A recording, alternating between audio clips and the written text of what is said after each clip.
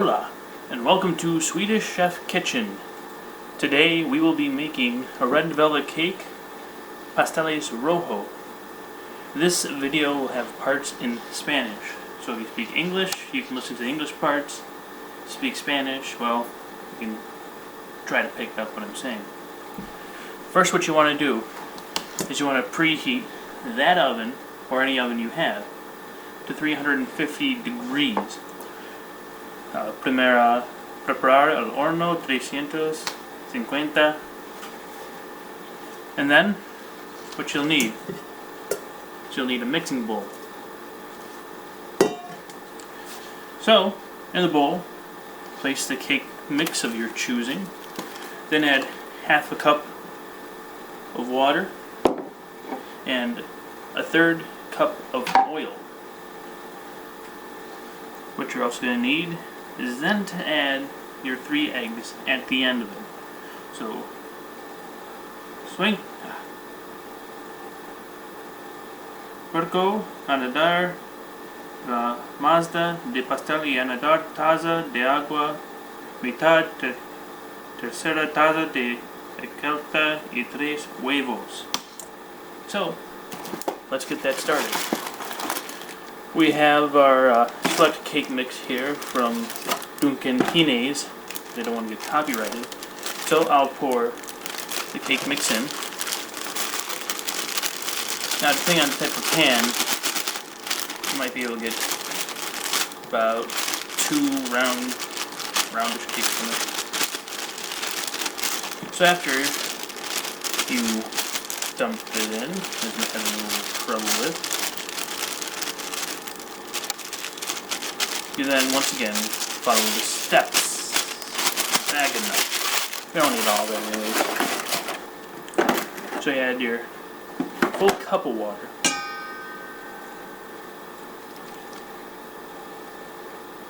So that's un tazo, not half. Then you add your third cup of oil. Nice. And your 3 eggs. Now, I've seen a lot of cooking shows where they've been able to crack and split it like that, but I'm not fancy.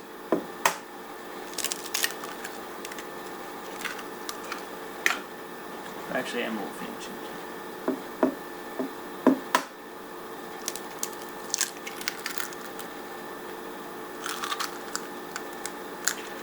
Now, you want to be careful and make sure to wash your hands after handling eggs.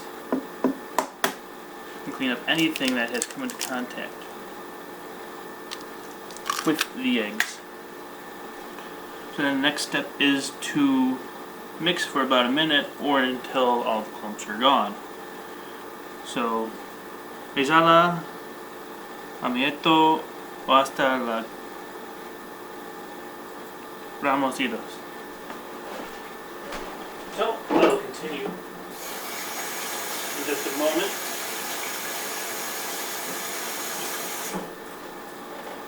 Gotta wash your hands thoroughly. You don't want to spread any contaminants. That would be bad, because then you can move things. So, this is where you mix for about a minute. Now you can use just an electric mixer, but I like to mix it myself.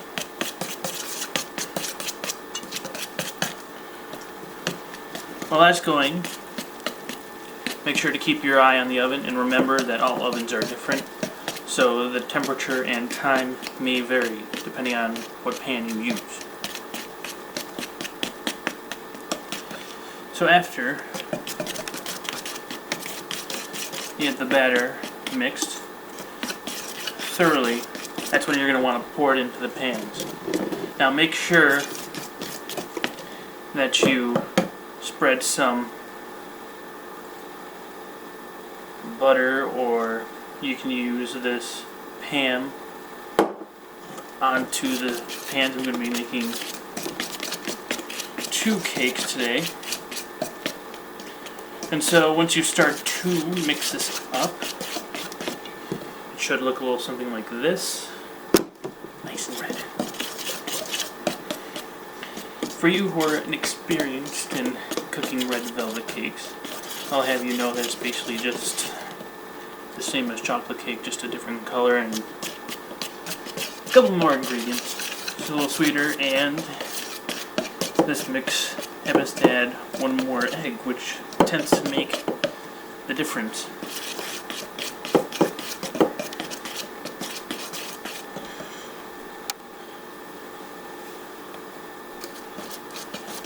So, depending on your cake recipe and the amount of time it's going to take to cook, because you can use this recipe to make a sheet cake. You can make a loaf of cake if you wanted. I gotta done that. Oh well. But after a good stir, there should be not a lot of clumps. Now this can take longer than a minute, as you have been seeing. So, you take your cake pan, which I have, because with all the pasteles, you're going to want to spray it. Some people might say that that's an excessive amount, but oh well. I don't listen to some people anyways. So next, you're going to want to take your bright red cake mix and pour maybe half the batter.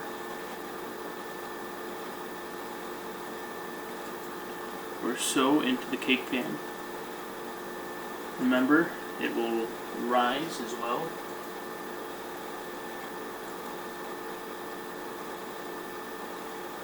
Sorry, this is off camera.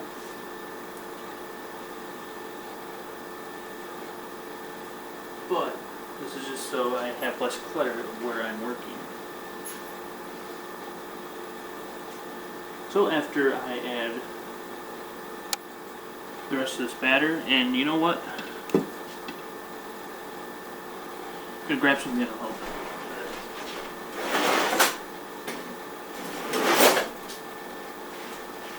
You're gonna want to use spatula, scraper, whatever you want to call it, to get the rest of the mix out, because it may stick to the bowl.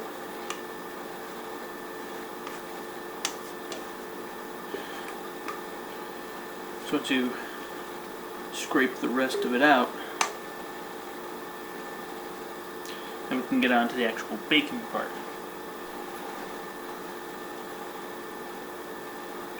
Which will be coming up in a very, very short amount of time. Spilled something. If you can't tell already, this is going to be all done in almost one take. Of course, I'm not going to show the portion of it cooking and then cooling and then decorating all in one go. But that looks even great. Muy bueno.